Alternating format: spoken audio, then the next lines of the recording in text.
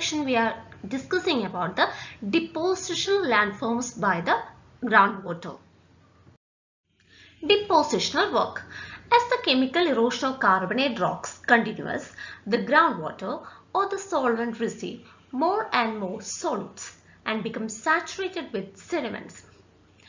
Carbonate rocks chemical erosion continuous ആയിട്ട് നടക്കുന്ന സമയത്ത് ഗ്രൗണ്ട് വാട്ടറിലോ അല്ലെങ്കിൽ അതിലുള്ള അടങ്ങിയിരിക്കുന്ന സോൾവെന്റിലോ കൂടുതൽ സൊല്യൂട്ടൻസ് കിട്ടുകയും ആ ഗ്രൗണ്ട് വാട്ടർ കൂടുതൽ സൊല്യൂട്ടൻസ് കൊണ്ട് നിറഞ്ഞ് അല്ലെങ്കിൽ സെഡിമെന്റ്സ് കൊണ്ട് നിറഞ്ഞ് സാച്ചുറേറ്റഡ് ഫുള്ള് പൂരിതമായിട്ടുള്ള അവസ്ഥയിൽ എത്തിച്ചേരുകയും ചെയ്യുന്നു.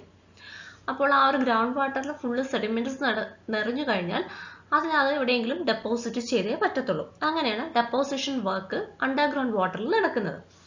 Larger sediments immediately settle down, whereas suspended fine particles kept in solution form are deposited due to the following factors. വലിയ പാർട്ടിക്കിൾസ് ലാർജർ സെഡിമെന്റ്സ് പെട്ടെന്ന് തന്നെ ഡെപ്പോസിറ്റ് ആവുന്നു. അതേസമയം കുറച്ചുകൂടെ ഫൈൻ ആയിട്ടുള്ള സൊല്യൂഷൻ ഫോമിലുള്ള പാർട്ടിക്കിൾസ് കുറച്ച് പതുക്കെയായിരിക്കും ഡെപ്പോസിറ്റ് ആവുന്നത്. ഇനി താഴെ പറയുന്ന ഫാക്ടേഴ്സിന്റെ ഫലമായിട്ടാണ് അത് ഡെപ്പോസിറ്റ് ആവുന്നത്. അതെന്തൊക്കെയാണെന്ന് നോക്കാം. Due to obstruction in the flow path of the groundwater and consequent decrease in the flow velocity of the soil. ഒന്നാമത്തത് ഗ്രൗണ്ട് വാട്ടറിന്റെ ഫ്ലോയിൽ എന്തെങ്കിലും ഒരു ഒബ്സ്ട്രക്ഷൻ ഉണ്ടാവുകയും അതിന്റെ വെലോസിറ്റി കുറയുകയും ചെയ്യുന്നെങ്കിൽ അവിടെ ഒരു ഡെപ്പോസിഷൻ നടക്കും.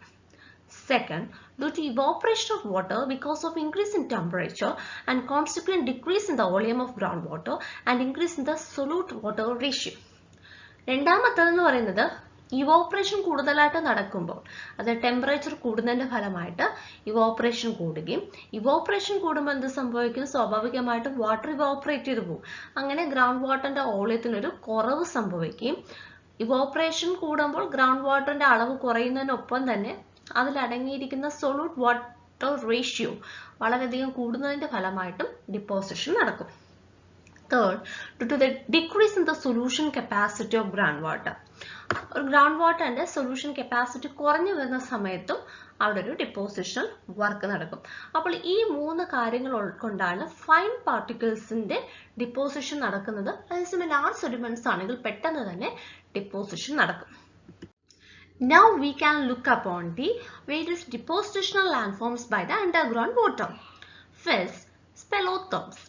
The word speleothem comes from the Greek words spelion meaning cave and thema meaning deposit. Speleothem എന്ന വേർഡ് ഡിറൈവ് ചെയ്തിരിക്കുന്ന ഗ്രീക്ക് വേർഡ്സ് ആയ spelion means cave and thema means deposit. അതായത് കേവിനകത്തുള്ള ഡെപ്പോസിറ്റിനെ വിളിക്കുന്ന പേരാണ് speleothems. Speleothems are mineral deposits formed from the underground water within the underground caverns. Erosion ലാൻഡ്ഫോംസിൽ പറഞ്ഞതാണ് caverns അല്ലെങ്കിൽ caves എന്ന് പറയുന്നത്. അപ്പോൾ അണ്ടർഗ്രൗണ്ട് കേവ്സിനകത്തുള്ള എല്ലാ ടൈപ്പ് മിനറൽ ഡെപ്പോസിറ്റ്സിനെ കളക്റ്റീവായിട്ട് വിളിക്കുന്ന പേരാണ് speleothems. And calcite is the chief constituent. സ്പെലോത്തോമിന്റെ ചീഫ് കോൺസ്റ്റിറ്റ്യൂവന്റ് എന്ന് പറയുന്നത് കാൽസൈറ്റ് എന്ന് പറയുന്ന മിനറൽ ആണ്. Travertine. In a simple words, banded calcareous deposits are called a travertine. Banded ആയിട്ടുള്ള കാൽക്കേരിയസ് ഡെപ്പോസിറ്റ്സിനെ വിളിക്കുന്ന പേരാണ് ട്രാവറ്റൈൻ എന്ന് പറയുന്നത്. Travertine is a form of limestone deposited by the mineral springs, especially hot springs. Mineral springs പ്രത്യേകിച്ച് hot spring deposit ചെയ്യുന്ന limestone deposits ആണ് travertines എന്ന് പറയുന്നത്. ഞാൻ അതിന്റെ അപ്പിയറൻസ് എങ്ങനെയെന്ന് വെച്ചാൽ travertine often has a fibrous or concentric appearance and exist in white, tan, cream coloured and even rusty varieties. ഒരു ഫൈബർ കണക്ക് അല്ലെങ്കിൽ കോൺസെൻട്രിക് അപ്പിയറൻസ് ആണ് ട്രാവറ്റൈൻ ഉള്ളത്. ഈ റൈറ്റ് സൈഡിൽ കാണപ്പെടുന്നത് ട്രാവറ്റൈൻ ആണ്. ഈ ഒരു ഭാഗമൊക്കെ ഇതൊക്കെ ലൈംസ്റ്റോൺ ഡെപ്പോസിറ്റ്സ് ആണ്, ട്രാവറ്റൈൻ തന്നെയാണ്. അത് കാണുമ്പോൾ തന്നെ വളരെയധികം ഫൈബ്രസ് ആയിട്ടുള്ള കോൺസെൻട്രിക് അപ്പിയറൻസ് ആണ്. അത് പല കളറിൽ എക്സിസ്റ്റ് ചെയ്യും. വൈറ്റ് കളർ ഉണ്ട്, കുറച്ചുകൂടെ ടാൻ കളർ ഉണ്ട്, ക്രീം കളർ ഉണ്ട്, ഈവൻ റസ്റ്റി. ഇവിടെയൊക്കെ ആണെങ്കിൽ റസ്റ്റി അപ്പിയറൻസ് ആണ് കാണാൻ സാധിക്കുന്നത്. അതായത് തുരുമ്പിന്റെ കളറാണ് കാണാൻ സാധിക്കുന്നത്. And it is formed by a process of rapid precipitation of calcium carbonate often at the mouth of a hot spring or in a limestone cave.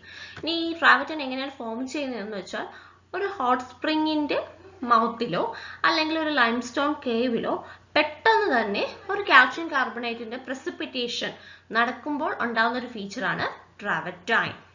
Tufa or tufa. Calcareous deposits softer than travertine at the mouth of a cave is called tufa or calc tuff. Travertine പോലെ similar ആയിട്ട് form ചെയ്യുന്ന ഒരു ഫീച്ചറാണ് tough അല്ലെങ്കിൽ calc tuff എന്ന് പറയുന്നത്.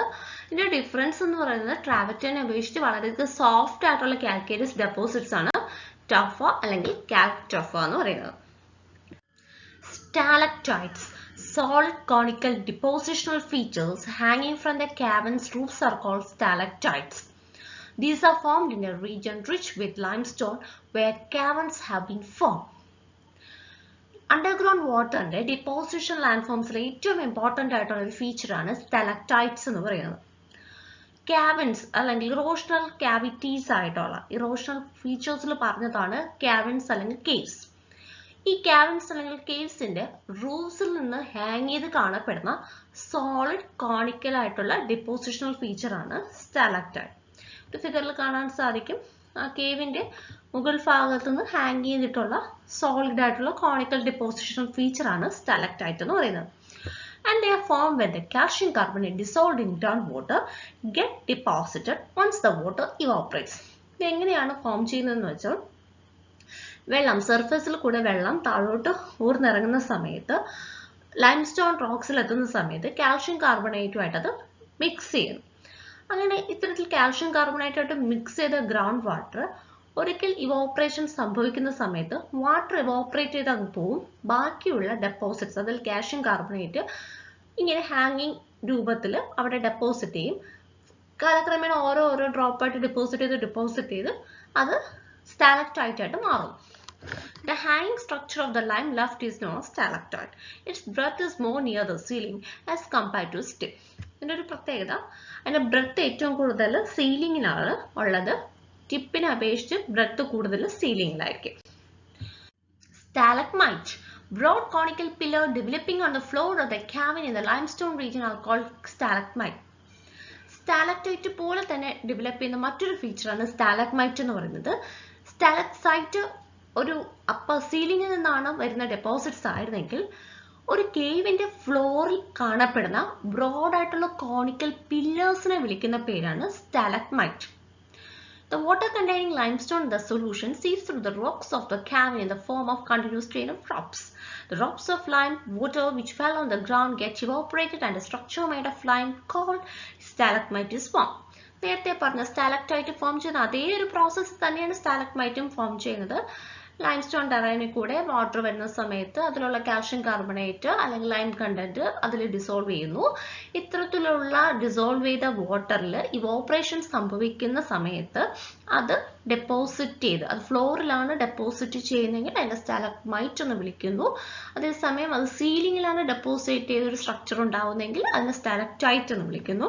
ഇവിടെ കാണാൻ സാധിക്കും മുകളിൽ stalactite കാണാൻ സാധിക്കും, താഴെ stalagmite കാണാൻ സാധിക്കും. Compound stalagmite. When a group of stalagmites is formed together from closely spaced center, the resultant stalagmites are called compound stalagmite. ഏതെങ്കിലും ഒരു ക്ലോസ്ലി സ്പേസ്ഡ് ആയിട്ടുള്ള സെന്ററിൽ നിന്നും ഒരു കൂട്ടം സ്റ്റാലഗ്മൈറ്റ്സ് ഡെവലപ്പ് ചെയ്യുന്നെങ്കിൽ അത്തരത്തിലുള്ള സ്റ്റാലഗ്മൈറ്റ്സിനെയാണ് കോമ്പൗണ്ട് സ്റ്റാലഗ്മൈറ്റ്സ് എന്ന് പറയുന്നത്.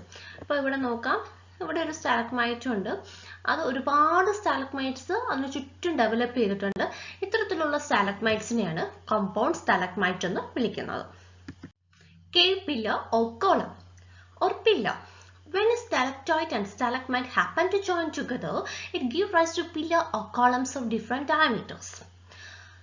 ഈ ഒരു പിക്ചർ ശ്രദ്ധിക്കുക. അതിന്റെ മുകളിൽ കാണുന്ന ഈ ഒരു ഫീച്ചറിനെ ഹാങ് ചെയ്യുന്ന സീലിംഗിൽ ഹാങ് ചെയ്യുന്ന ഈ ഫീച്ചറിനെ നമ്മൾ സ്റ്റാലക്ടൈറ്റ് എന്നാണ് വിളിക്കുന്നത്. ഇനി താഴെ നിന്ന് ഫ്ലോറിൽ നിന്ന് മുകളിലോട്ട് പോകുന്ന ഫീച്ചറിനെ സ്റ്റാലഗ്മൈറ്റ് എന്നാണ് വിളിക്കുന്നത്. ചില സമയത്ത് ഈ സ്റ്റാലക്ടൈറ്റും സ്റ്റാലഗ്മൈറ്റും കൂടെ ജോയിൻ ചെയ്യും. അതായത് ഇവിടെ നിന്നും ഡെപ്പോസിഷൻ നടക്കും, അവിടെ നിന്നും ഡെപ്പോസിഷൻ നടന്ന് വരുമ്പോഴത്തേക്കും രണ്ടും കൂടി ജോയിൻ ചെയ്യും. ഇവിടെ കാണാൻ സാധിക്കും അങ്ങനെ ഒരെണ്ണം ജോയിൻ ചെയ്ത് വരുന്നുണ്ട്, ഇവിടെയും ജോയിൻ ചെയ്ത് വരുന്നുണ്ട്, ഇവിടെയൊക്കെ നല്ല രീതിയിൽ ജോയിൻ ചെയ്തിട്ടുണ്ട്, ഈ ഒരു ഭാഗത്ത് നല്ല രീതിയിൽ ജോയിൻ ചെയ്തിട്ടുണ്ട്. ഇത്തരത്തിൽ സ്റ്റാലക്ടൈറ്റും സ്റ്റാലഗ്മൈറ്റും ജോയിൻ ചെയ്ത് വരുന്ന ഫീച്ചറിനെ വിളിക്കുന്ന പേരാണ് പില്ലർ അല്ലെങ്കിൽ കോളം. ഇതിന്റെ ഡയമീറ്റർ എന്ന് പറയുന്നത് വ്യത്യസ്തമായിരിക്കും. Dripstones. These are calcareous deposits formed by dripping of water in dry caves or caverns. Dripstones. എന്താണ് dripstones? ഒരു ഡ്രൈ കേവിൽ അല്ലെങ്കിൽ കാവനിൽ വാട്ടറിന്റെ ഡ്രിപ്പിംഗ് കൊണ്ടുണ്ടാകുന്ന കാൽക്കേരിയസ് ഡെപ്പോസിറ്റ്സിനെ വിളിക്കുന്ന പേരാണ് ഡ്രിപ്പ് സ്റ്റോൺസ്. വാട്ടറിന്റെ ഡ്രിപ്പിംഗ് കൊണ്ടുണ്ടാകുന്നത് കൊണ്ടാണ് അതിനെ ഡ്രിപ്പ് സ്റ്റോൺസ് എന്ന് വിളിക്കുന്നത്. തൊട്ട് മുമ്പ് പറഞ്ഞതാണ് സ്റ്റാലഗ്മൈറ്റും സ്റ്റാലക്ടൈറ്റും എങ്ങനെയാണ് ഫോം ചെയ്യുന്നത്. ഗ്രൗണ്ട് വാട്ടർ കാൽഷ്യം കാർബണേറ്റായിട്ടൊക്കെ മിക്സ് ചെയ്യുന്നു. പിന്നീട് ആ വാട്ടറിന് ഇവോപ്പറേഷൻ സംഭവിക്കുമ്പോൾ അതിലുള്ള മിനറൽസ് ഡിപ്പോസിറ്റ് ചെയ്തിട്ടാണ് ഡ്രോപ്പ് ആയിട്ട് വരുന്നത്. ഡിപ്പോസിറ്റ് ചെയ്തിട്ടാണ് സ്റ്റാലക്ടൈറ്റായാലും സ്റ്റാലഗ്മൈറ്റായാലും പില്ലറും ഒക്കെ ഫോം ചെയ്യുന്നത്. അപ്പോൾ ഇത്തരത്തിൽ അത് ഫോം ചെയ്യുന്നതിന് ഒരു കണ്ടീഷൻ നെസസറി ആണ്. ഈ കേവ് എന്ന് പറയുന്നത് this cave should be situated at or above the water table where water can evaporate. ഈ ഒരു കേവ് അല്ലെങ്കിൽ ക്യാവൻ ലൊക്കേഷൻ എന്ന് പറയുന്നത് ഒന്നേ വാട്ടർ ടേബിളിലോ അല്ലെങ്കിൽ ഈ ഒരു കേവിന് തൊട്ട് മുകളിൽ ഒരു വാട്ടർ ടേബിൾ ഉണ്ടായിരിക്കണം. അവിടെ വാട്ടറിന് ഇവോപ്പറേഷൻ എന്ന പ്രോസസ്സും അണ്ടർടേക്കൺ ചെയ്യണം. When the groundwater drips from the roof of a limestone cave, it slowly deposits calcite. ഇത്തരത്തിലുള്ള വാട്ടർ ടേബിളിൽ നിന്ന് വരുന്ന വാട്ടർ ഗ്രൗണ്ട് വാട്ടർ ഡ്രിപ്പ് ചെയ്യുമ്പോഴത്തേക്ക് ലൈംസ്റ്റോൺ കേവിൽ ഡ്രിപ്പ് ചെയ്യും. പിന്നീട് അതിന് ഇവോപ്പറേഷൻ നടക്കുകയും ചെയ്യുമ്പോൾ അവിടെ കാൽസൈറ്റ് ഡെപ്പോസിറ്റ്സ് നടക്കുന്നു. അങ്ങനെ റിപ്സ്റ്റോൺ ഫീച്ചേഴ്സ് ഉണ്ടാക്കുന്നു. റിപ്സ്റ്റോൺ ഫീച്ചേഴ്സിന് എക്സാമ്പിൾ നേരത്തെ പറഞ്ഞ സ്റ്റാലക്ടൈറ്റും സ്റ്റാലഗ്മൈറ്റും പില്ലേഴ്സും ഡ്രേപ്സും ഹെലിസിറ്റൈറ്റ്സും ഹെലിഗ്മൈറ്റ്സും ഒക്കെയാണ്. Drapes or curtains. Numerous needle-shaped dripstones hanging from the cave ceiling is known as drapes or curtains. തൊട്ട് മുമ്പ് പറഞ്ഞ ഡ്രിപ്സ്റ്റോൺസിന്റെ ഒരു വെറൈറ്റിയാണ് ഡ്രേപ്സ് ഓർ കർട്ടൻസ്. ഇത് സ്റ്റാലക്ടൈറ്റോട് വളരെയധികം റിസംബ്ലിങ്സ് ഉണ്ട്. പക്ഷേ സ്റ്റാലക്ടൈറ്റിന്റെ പ്രത്യേകത അത് സോളിഡ് ആയിട്ടുള്ള കോണിക്കൽ ആയിട്ടുള്ള ഫീച്ചർ ആണെങ്കിൽ ഡ്രേപ്പ് ഓർ കർട്ടൻ എന്ന് പറയുന്നത് നീഡിൽ ഷേപ്ഡ് ആയിട്ടുള്ള ഡ്രിപ്സ്റ്റോൺ ആണ്. സെയിം ഇത് കേവ് സീലിംഗിൽ നിന്ന് തന്നെയാണ് ഇതും ഹാങ് ചെയ്യുന്നത്. ഈ കാണുന്നത് ഡ്രേപ്സ് ഓർ കർട്ടൻസ് ആണ്. Helsitite and Helgimite.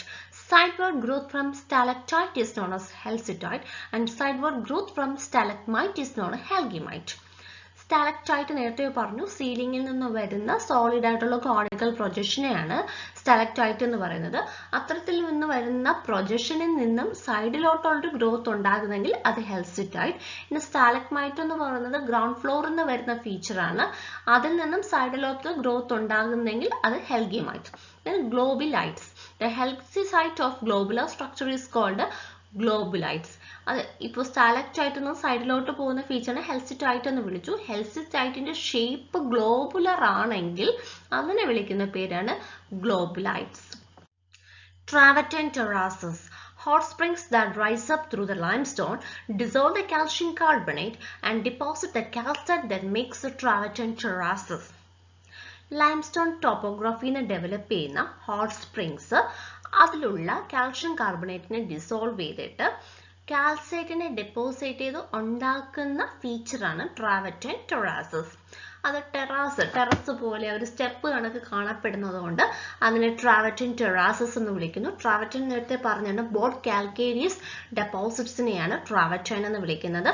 അപ്പോൾ ഇത്രയുമാണ് ഇമ്പോർട്ടൻ്റ് ആയിട്ടുള്ള underground depositional features. Then soil associated with karst topography, and mainly this term is asked for 2 markers. Terra rossa. The term terra rossa comes from the Italian for red soil or red. Red soil അല്ലെങ്കിൽ red earth in Italian language il പറയുന്നതാണ് terra rossa. Terra rossa soil is heavy and clay rich, strongly reddish, and is mainly developed on limestone or dolomite. Karst rocks ആയ ലൈംസ്റ്റോണിലോ ഡോളമൈറ്റിലോ ഒക്കെ develop ചെയ്യുന്ന വളരെ heavy ആയിട്ടുള്ള clear rich ആയിട്ടുള്ള reddish colour ആയിട്ടുള്ള ഒരു സോയിലാണ് terra rossa. When the rainwater dissolves part of surface rock and enters subsurface particles of red soil are deposited on open joints. ഇത് പ്രധാനമായിട്ടും ഡെവലപ്പ് ചെയ്യുന്നത് ലൈംസ്റ്റോൺ അല്ലെങ്കിൽ ഡോളമൈറ്റ് നല്ല വെൽ ജോയിന്റ് ആയിട്ടുള്ള ലൈംസ്റ്റോണിലോ ഡോളമൈറ്റിലാണ്. റെയിൻ വാട്ടർ സർഫസ് റോക്കിനെ ഡിസോൾവ് ചെയ്യുകയും അത് പിന്നെ sub സർഫസിൽ എൻട്രി ചെയ്യുന്ന സമയത്ത് അതിലുള്ള റെഡ് സോയിലിലെ പാർട്ടിക്കിൾസ് ഈ ലൈംസ്റ്റോണിന്റെയോ അല്ലെങ്കിൽ ഡോളമൈറ്റിന്റെയോ ഓപ്പൺ ജോയിന്റ്സിൽ ഡെപ്പോസിറ്റ് ചെയ്യുന്നു. അങ്ങനെ ഉണ്ടാകുന്ന സോയിലാണ് ടെറാ റോസ.